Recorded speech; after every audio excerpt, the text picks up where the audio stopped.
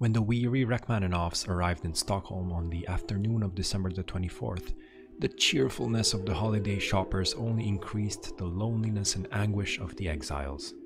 On Christmas Eve, Rachmaninoff, surrounded by his family, sat in their hotel room feeling more desolate than he ever felt, even when he had tried not to hear the fiasco of his first symphony. The first winter and spring of exile were dreary indeed. The whole burden of the household was on Madame Rachmaninoff alone, for her husband had to take the utmost care for his hands. His single chore was to light the stubborn stove each morning. Rachmaninoff's first appearance as an immigrant artist was on the February 15, 1918 with the Copenhagen Symphony Orchestra, where he played his second concerto. He juggled between many recitals and concerts in the Sweden and Denmark region, oftentimes being away from his family for more than a few weeks.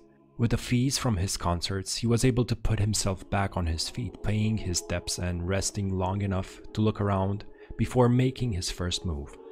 One thing was clear. He had to give up composing in order to ensure a stable income which would provide some security for his family. Uprooted, isolated from all that was native and familiar, Rachmaninoff had a difficult decision to make. The adoption of a pianist's career and the preparation for it would require maximum effort.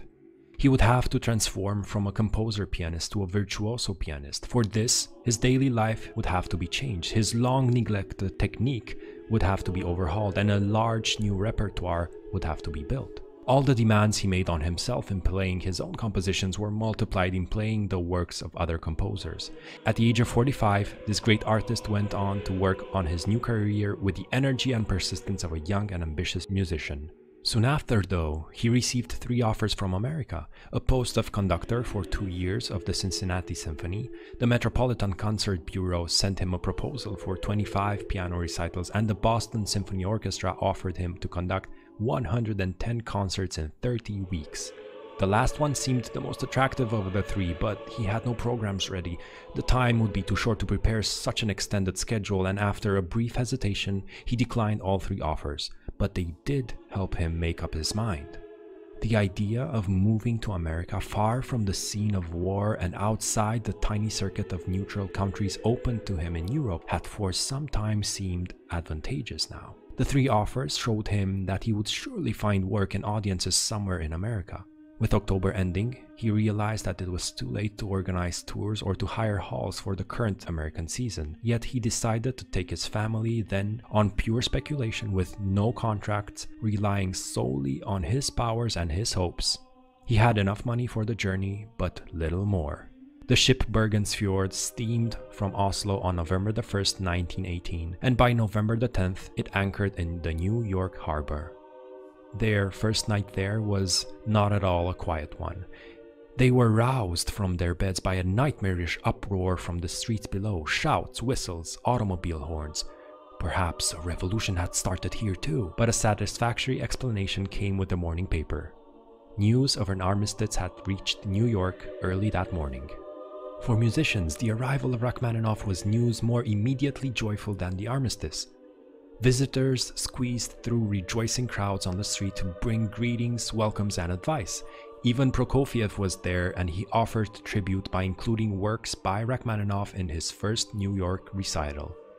Another American music lover offered him her studio and her piano, at which he could practice all day without disturbing any neighbors.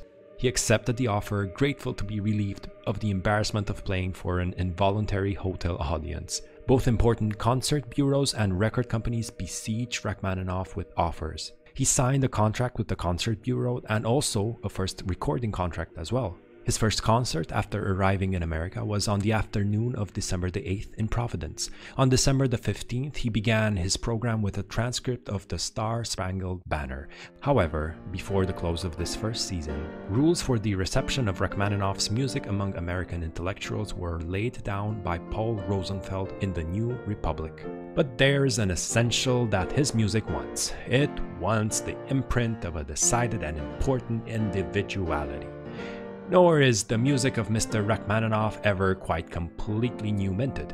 Has it a melodic line quite properly its own? One doubts it. Nor can one discover in this music a distinctly original sense of either rhythm, harmony, or tone color. In all the music of Mr. Rachmaninoff, there is something strangely twice told. From there it flows the sadness distilled by all things that are a little useless. The rest of Rachmaninoff's career in America, no matter what he played, no matter what he composed, was haunted by this superior voice. Intellectual American criticism rarely deviated from the Rosenfeld flat. After the first season, the family escaped for the summer to the West Coast, where they rented a house near San Francisco, Menlo Park in Palo Alto. On June the 17th, he writes, "We've arrived in fine shape, and it's almost a week now that we've been living in our villa. We've set up our own housekeeping. We have a gardener who is also the chauffeur, an American. The cook is Japanese and the maid is Swedish, nearly all nationalities in the style of the Paris Conference." Practice made this summer full. The third concerto was programmed for the next season, and he was asked to play Liszt Concerto with the Boston Symphony on its tour. And one of his new programs was to be the first of his idea programs of etudes ranging from Chopin and Schumann to Scriabin and himself through Rubinstein and Liszt. He was becoming quite popular and loved by many. Even Sergei Prokofiev looked on Rachmaninoff's success and was discouraged. He wrote, "The public here isn't used to listening to a whole evening of compositions by one composer. They demand a varicolored program from which popular pieces can peep out." Rachmaninoff accepted this compromise. I could not even dream of his tremendous concert success. In my disappointment, I've begun a new 5-act opera, The Flaming Angel. For many years, Rachmaninoff had suffered with an acute pain in the right temple, increasing every year in frequency and severity. While in Russia, he had associated these pains with writing, bending over manuscript, or any tense work, and he declared that if doctors could not help him, he would have to give up composition. Here in America, with composition put altogether aside, the pain was nonetheless progressing steadily. One doctor diagnosed it as a neuralgia of the facial nerve, another as an infection, probably of the jaw, ox teeth. After the season, in the spring of 1921, he submitted to surgery, starting a rumor in Moscow of his death, but the operation brought him no appreciable help. His first formal American honor was presented when he came to play in Lincoln, Nebraska on January the 24th, 1922. He was awarded the degree of Doctor of Music in the name of the University of Nebraska.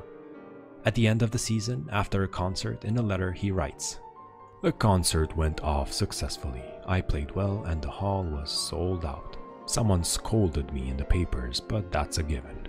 They will praise me as others are praised only after I die, when everyone does it. I'm very bored here and I think of America very often." He had to visit his doctor almost daily for electrical treatments as his head and hands still ached. He writes, "As for myself and family, I shall say only a few words. I dislike my occupation intensely. For this whole time I have not composed one line. I only play the piano and give a great many concerts. For 4 years now I practice. I make some progress, but actually the more I play, the more clearly do I see my inadequacies. If I ever learn this business thoroughly, it may be on the eve of my death. Materially, I am quite secure, bourgeoisie. But my health fails, yet it would be strange to expect the opposite when you remember that my dissatisfaction with myself throughout my life has scarcely ever allowed me to feel repose. In the past, when I composed, I suffered because I was composing poorly, and now because I play poorly. Inside, I feel some firm assurance that I can better both the one and the other. This keeps me alive." Rachmaninoff never really broke ties with Russia, quite the contrary. In time, they became more and more prevalent, with him sending letters and financial help to artists and schools alike, receiving countless letters of gratitude from those he helped. For years, the parcels went and the letters came, not only from Russia but from Russians all around the world: Paris, Prague, Harbin, San Francisco.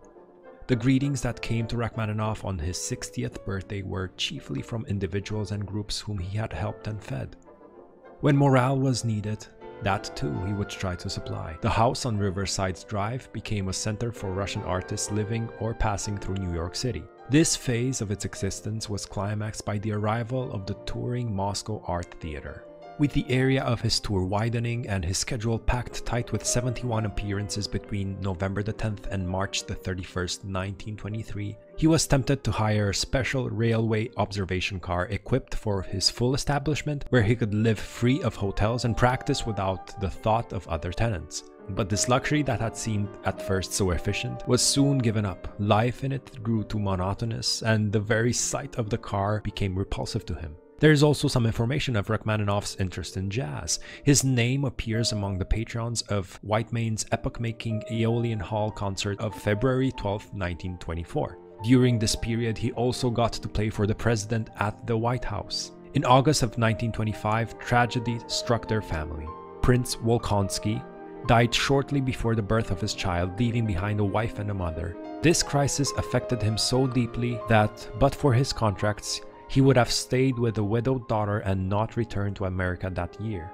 It was at this time that Rachmaninoff established the publishing house called Ter from the names of his daughters, Tatiana and Irina. It was first intended as a means to give them occupation by the printing of worthy Russian works that could not find publication.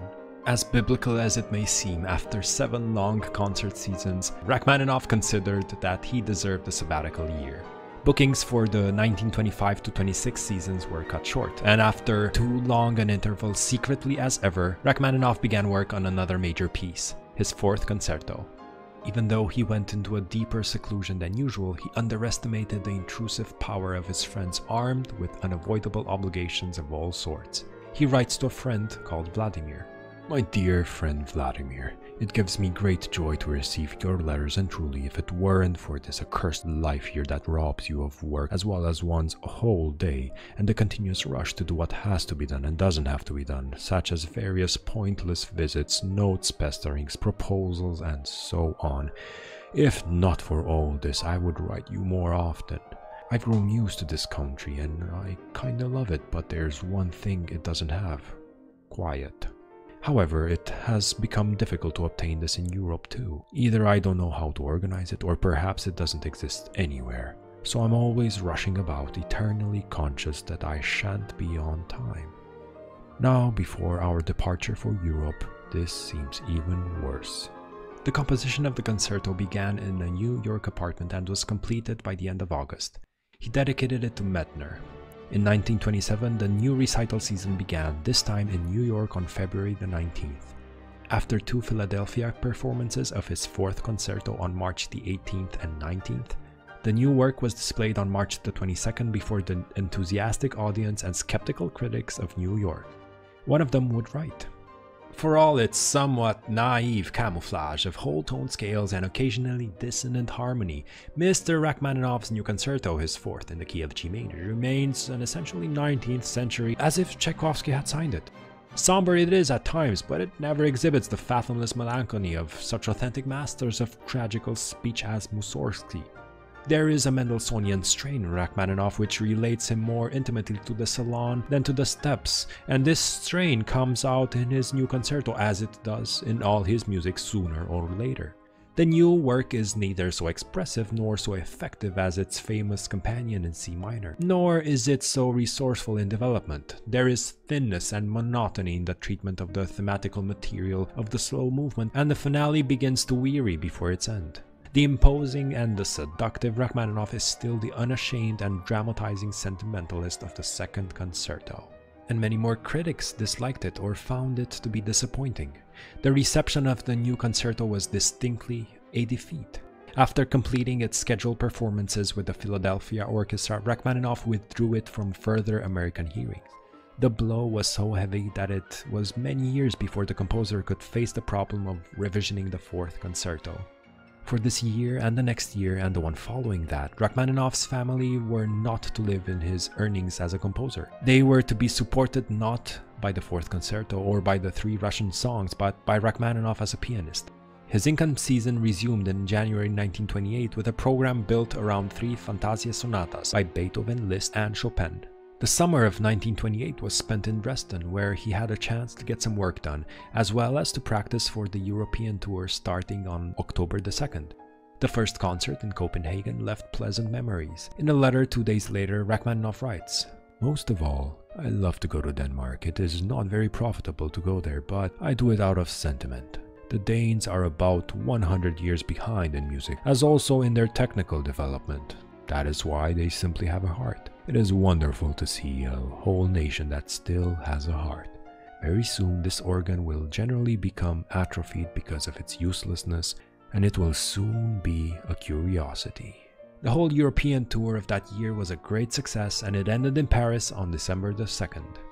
While in Paris, he gave an interview that produced international repercussions. Radio is not perfect enough really to do justice to good music. That is why I have steadily refused to play for it, but my chief objection is on other grounds. It makes listening to music too comfortable. You often hear people say, "Why should I go for an uncomfortable seat at a concert when I can stay at home and smoke my pipe and put my feet up and be perfectly comfortable?" I believe that one shouldn't be too comfortable when listening to great music. To appreciate good music, one must be mentally alert and emotionally receptive. You can't be that when you are sitting at home with your feet on a chair. No, listening to music is more strenuous than that. Music is like poetry. It is like passion and a problem. You can't enjoy and understand it merely by sitting still and letting it soak into your ears. Both British and American papers reacted to this frank opinion in editorials and cartoons. The New York Times, on December the 23rd, carried a reply sent by Walter Damrosch from his office at the National Broadcasting Company. "Mr. Rachmaninoff is so fine an artist that I think I could convince him of the error of his ways if he would just sit with us for one of our radio symphony hours and then during the following week read the letters that pour in from the great audience which he believes to be too lazy and comfortable to enjoy music." If Rachmaninoff is correctly reported in this cable, he must be so woefully ignorant of the enormous factor the radio has become in the development of good music.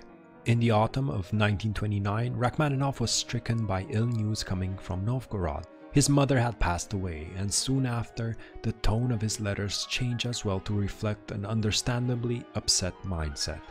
The Albert Hall recital of November the 24th of that year was an agony, for Rachmaninoff was forced to play almost 2 hours, torn by neuralgic pain. Yet the standard of the performance was not impaired. The audience was unaware that anything was wrong until the newspaper the next day announced that Rachmaninoff had cancelled his 2 remaining English recitals in order to see a doctor in Paris. Resuming his schedule with the Paris recital of December the 1st, he made 11 more appearances in Europe before returning to America, including 2 Berlin performances of the second concerto. The cool reception of the 4th concerto by London critics after its performance appears to have confirmed the American opinions of it, and after 4 more performances in Europe the next season, he played it no more until he could find time and mind to revise it. As he left England on the ship Berengaria, on which Prokofiev and Elman were also sailing, an incident took place that Rachmaninoff would never speak of later without being overcome with laughter. On boarding the ship, he noticed a great group of photographers bearing down on him. With a sinking heart he always experienced when confronted by a news photographer, he steeled himself, bowed to the inevitable, and awaited the onslaught. The phalanx of photographers advanced and rushed past him. With a twinge of disappointment, he turned to see what their actual target was, and it was the prize fighter, an Italian boxer called Primo Camera.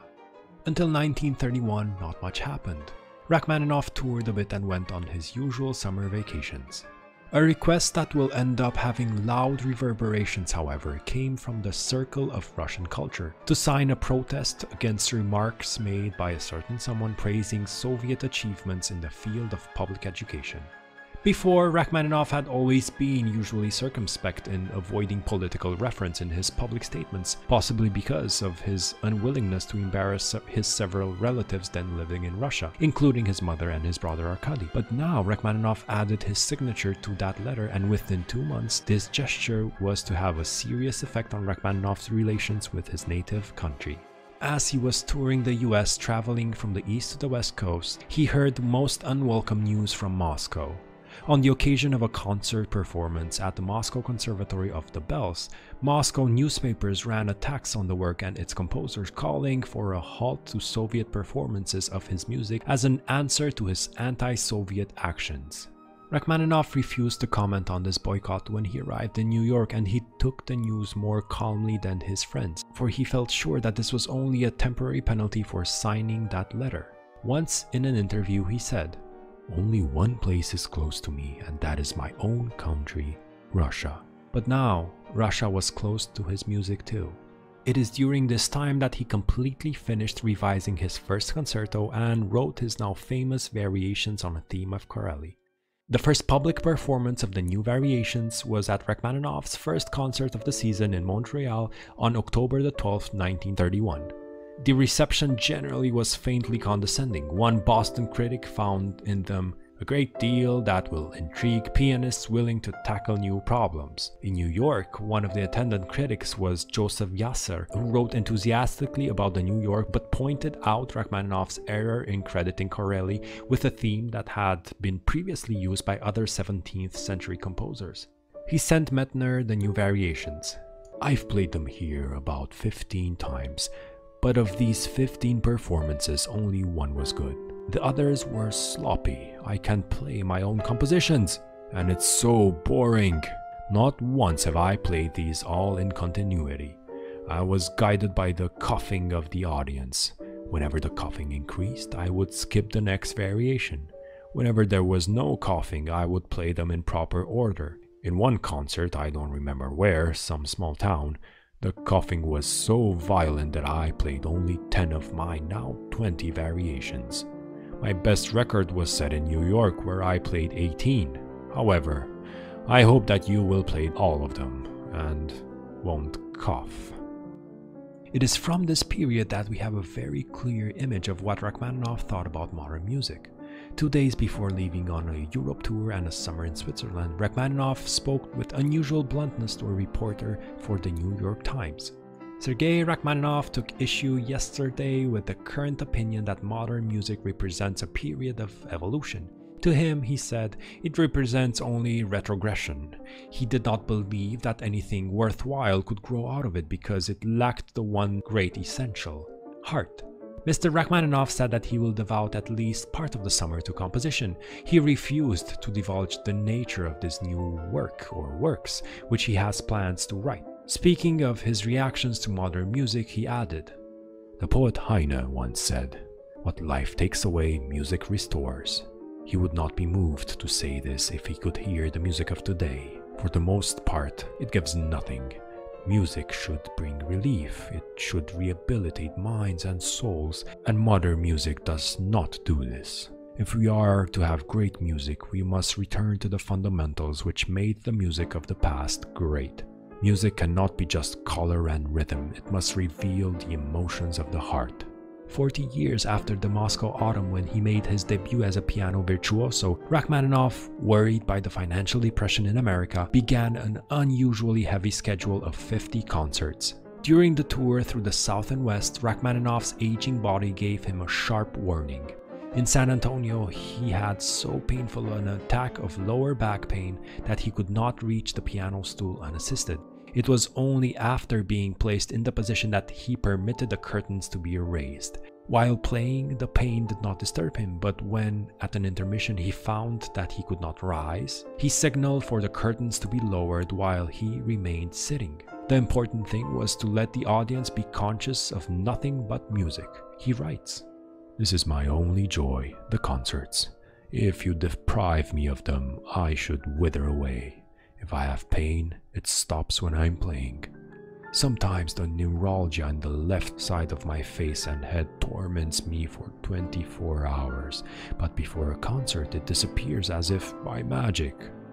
No, I cannot play less. If I am not working, I wither away. No, it is best to die on a concert platform." Even now, when touring, he was always expected to play the C-sharp minor prelude he wrote so many years ago.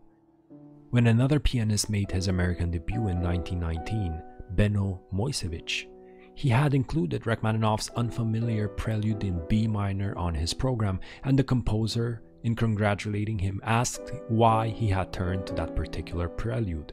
Moisevich said that it was his favorite among the preludes, and Rachmaninoff happily agreed that it was his favorite too. The inspiration for this prelude was a painting, The Return, by Böcklin. In another interview, he was asked, "May I ask you, which of your own compositions do you value the most?" "That would be my cantata, The Bells, which unfortunately is rarely performed." "And your operas?" "They have less interest for me, and there is none among them that I value particularly." "What about your conducting?" "My arms have lost their flexibility, and handling the baton requires an energy that I must conserve for my recitals." Last question maybe. Was there any event that determined your vocation or that confirmed it? "No. I owe to God the gifts that are given to me, to God alone, and without Him I am nothing." In the program you play here, there is no music of today. The reason is simple, and there is no need to conceal it. I understand nothing in the music of today. So you have never played modern music? A single work has found favor alongside my undiminishing passion for classics. This is Poulenc's Toccata. In 1934, he finally finishes a major work and writes to his sister Sophia. "It's been long since I wrote you, but I've kept myself at work, working literally from morn to night, as they say. This work is a rather large one, and only yesterday late at night had I finished it. This piece is written for piano and orchestra, about 20 to 25 minutes in length, but it is no concerto. It is called Symphonic Variations on a Theme by Paganini."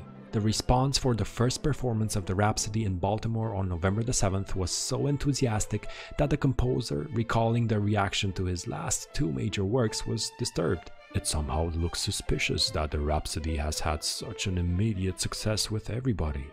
On June the 18th, 1935, he begins work on a new symphony, again keeping it a secret from mostly everyone. There were a few visitors this summer, but fatigue persistently interrupted his work. He had completed the first movement on August the 22nd, the second movement was began on August the 26th and completed on September the 18th. It is only on June the 30th of next year, 1936, that he finishes his new symphony. He writes to his sister-in-law, "Yesterday morning I finished my work, and you are the first one to be notified of it. It is a symphony. The first performance is promised in November. With each of my thoughts I thank God that I was able to do it. No need to be secretive about this symphony. You may tell whom you wish." The symphony ended up receiving mixed reviews from all around the world. During a planned tour in Europe and mainly in Vienna, music clashed with history. Under the windows of his hotel, Rachmaninoff heard crowds shouting for Hitler. He was not surprised when 3 days before the scheduled performance, all concerts in Vienna were cancelled because of the political unrest. Catastrophe was in the air of Europe. A devastating news hit him on April the 11th, 1938. Chaliapin, his old friend, had died. So great a loss that Rachmaninoff could neither speak nor write about it for some days afterwards. Chaliapin's death appeared to have had an immediate physical effect on Rachmaninoff, as if some strong prop of friendship and of the past had suddenly been removed. In 1939, he writes from Paris, "Whenever the sun peeps out, I walk in the garden and think, God, how good if only war would not come. But we have little sun now, very little. The weather is Hitlerian." War was at their doorsteps. Europe heard Rachmaninoff play for the last time at Lucerne's International Music Festival, transferred from Salzburg, as neutral Switzerland was garnering the artist's refugees. On August the 11th, Rachmaninoff played Beethoven's first piano concerto and his own Paganini Rhapsody. Only then did he consider himself justified in limping back to safer America. The family's tickets were for the ship Queen Mary's last crossing on August the 16th, and then, clinging to Europe for one more week, they changed their reservations to another ship which left on August the 23rd. When France fell in June 1940, Rachmaninoff's anxiety for his daughter Tatiana, which remained in France, merged with his anguish at the national catastrophe, and the calm necessary for composition seemed more remote than ever. A minor operation in May had so weakened him that the family insisted on a restful summer for him. Rachmaninoff's studio was isolated from all other living quarters, and he could practice and compose unembarrassed by the possibility of disturbing anyone. Composition was possible only when he could feel sure that no one could hear or listen to him. On the other hand, he could not face being actually alone, especially in the evenings. He preferred to know that people were nearby, just out of ear range. In midsummer, in the midst of his preparations for the coming season, he began the composition of his last symphonic work. With concert practice and this new composition proceeding simultaneously against his usual policy, his schedule was increased almost incredibly. A working day lasted from 9 in the morning till 11 at night, with only an hour's interruption for an afternoon's rest. On August the 21st, he was able to offer the new work to the Philadelphia Orchestra. The orchestration of the new work was crowded into every working minute, and before leaving New York to begin his season in Detroit, the symphonic dances and its coming premiere by the Philadelphia Symphony were announced. The 2-week vacation from recitals included the pleasant task of attending rehearsals of symphonic dances.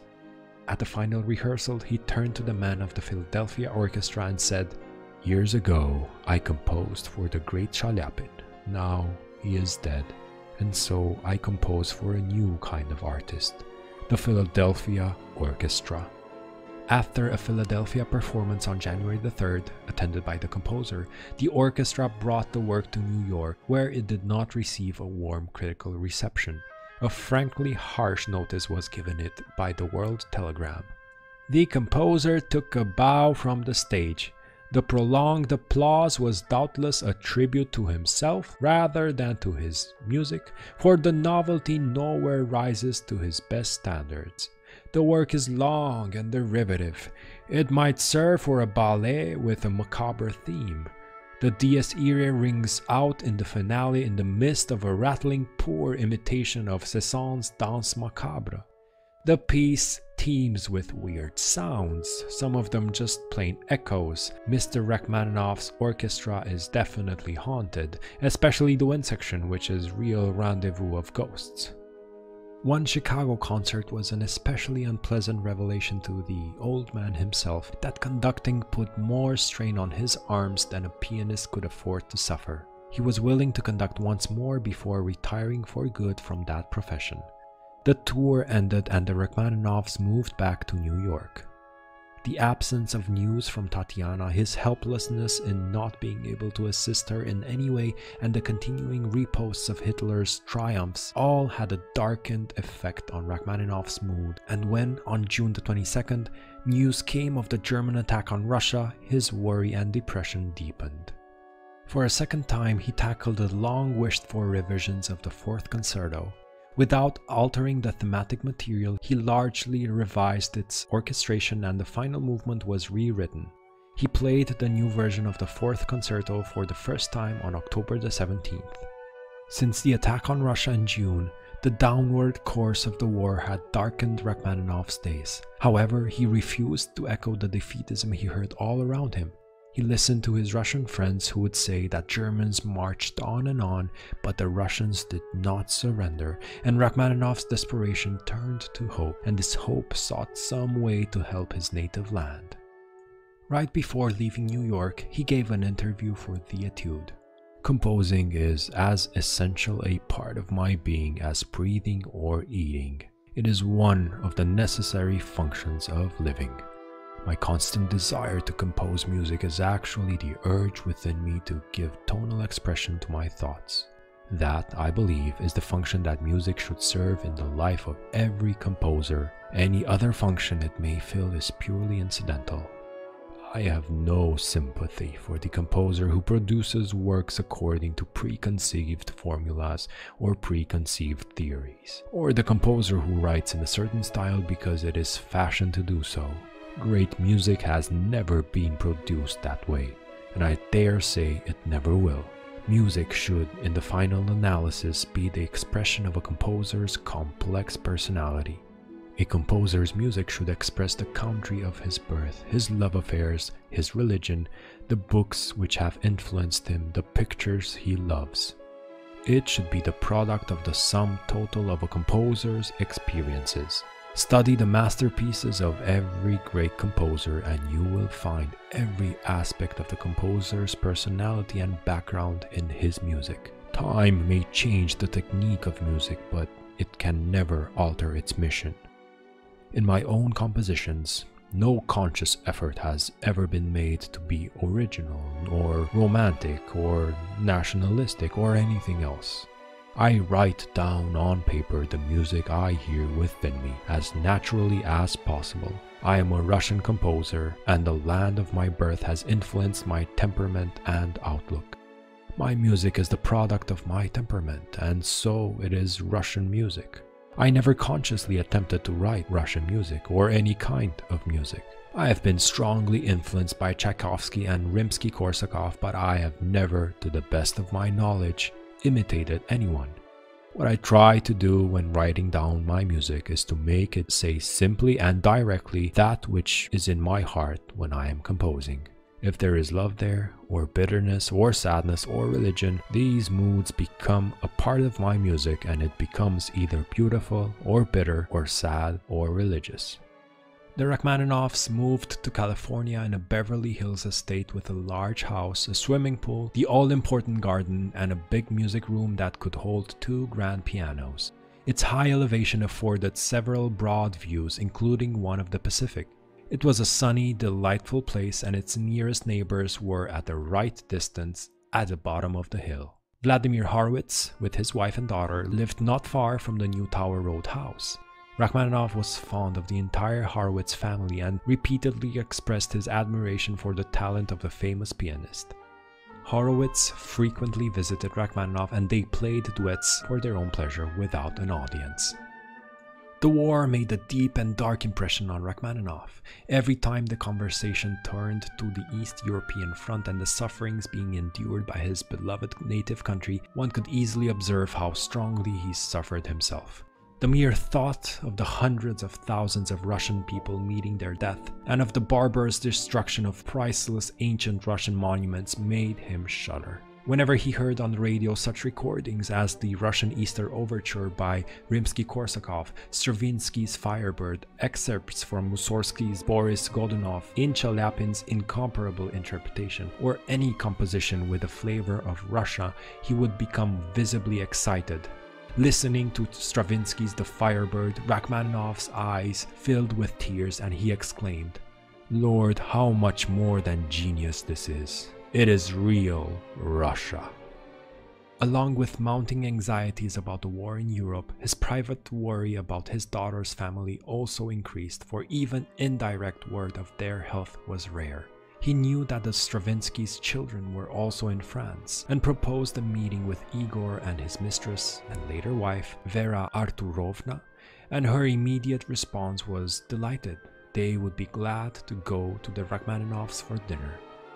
Before that dinner and during it, besides comparing notes on their families in France, they had a very lively discussion of musical matters, but not a word about compositions. They talked about managers, concert bureaus, agents, royalties, and so on. It was a cordial meeting. Both composers were glad to have the old barrier broken down. The Stravinskys later returned the invitation. At the first dinner, Stravinsky mentioned that he was fond of honey, and within a few days, Sergei Vasilyevich found a great jar of fine honey and delivered it personally at the Stravinsky's door.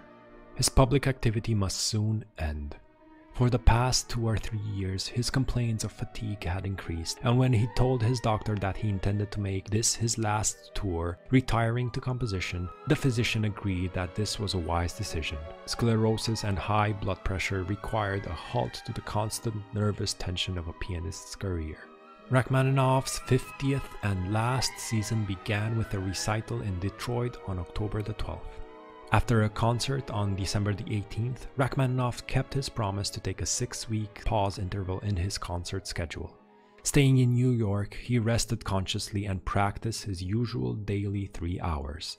He allowed a life photographer, Eric Schall, to take a group of intimate photographs, his last ones. In the middle of January, he complained of unusual fatigue. A stubborn cough began and his weight loss was evident. He mentioned pain in his left side and his complexion took a disturbingly yellowish tone. But these symptoms did not seem extraordinary in a man approaching his 70th birthday through years of uninterrupted nervous artistic career. On February the 1st, Rachmaninoff and his wife received their final papers as US citizens and made ready for the tour to be resumed on February the 3rd at State College, Pennsylvania. On February the 11th and 12th, in Columbus and Chicago, he gave performances that satisfied even him and was greeted with much ovation. He played the same two works with which he had said farewell to Switzerland, Beethoven's First Concerto and his own Rhapsody. The following day, he complained of a pain in his side and a Russian doctor was called. The diagnosis was a slight pleurisy and neuralgia, and the doctor advised him to go somewhere soon where he could get lots of sunshine. It was a totally exhausted Rachmaninoff who played in Louisville on February the 15th. When the advisability of cancelling his next concert in Knoxville was suggested, Rachmaninoff recalled that he had recently disappointed the local manager there by postponing an announcement fall concert till now, on February the 17th. He could not trouble him again. That evening, he played his last program: Bach, Schumann, Liszt, Chopin, Wagner, and Rachmaninoff. Before the intermission, he played his beloved Chopin Sonata in B-flat minor. On the way to his next date in Florida, he fell so ill that he and his wife left the train in Atlanta. From there, the Florida concert was cancelled and they went directly to New Orleans to get 2 days rest in the prescribed sun before facing the Texan audiences next on their schedule. He felt much worse on their arrival in New Orleans and their plans changed again.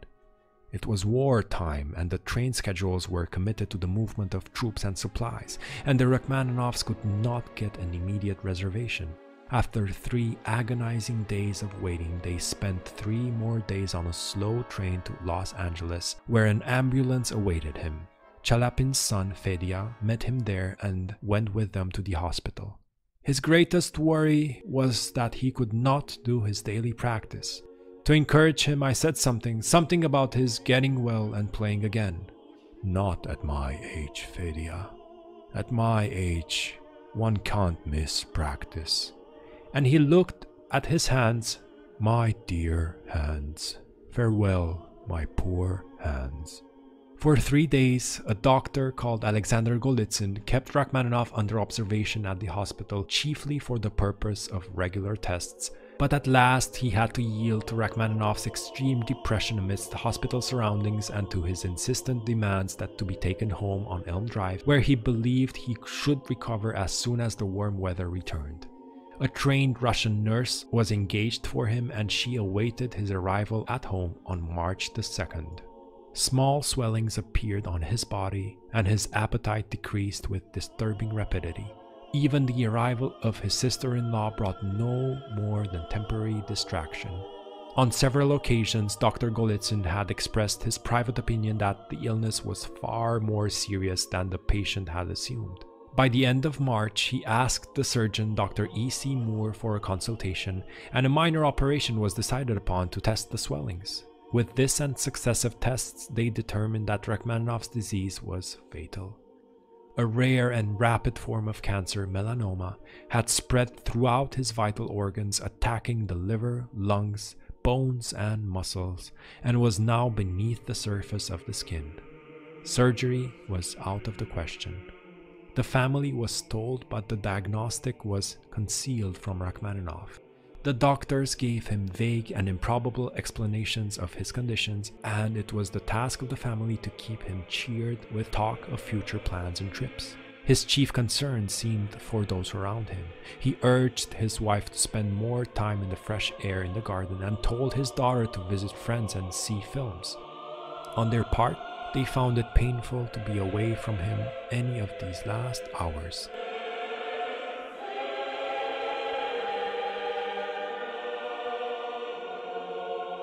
When he could no longer read, his wife read Pushkin to him and answered his daily inquiries as to the situation on the Russian front.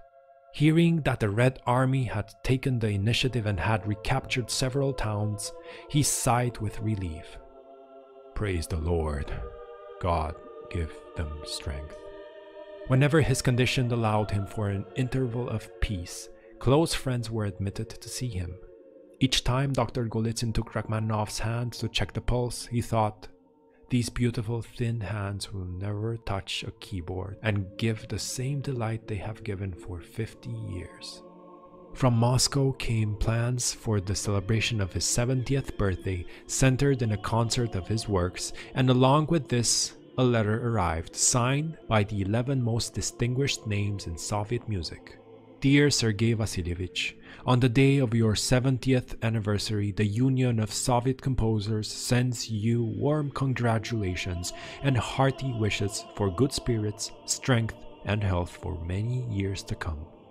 We greet you as a composer of whom Russian musical culture is proud, the greatest pianist of our time, a brilliant conductor and public man who in these times has shown patriotic feelings that have found a response in the heart of every Russian.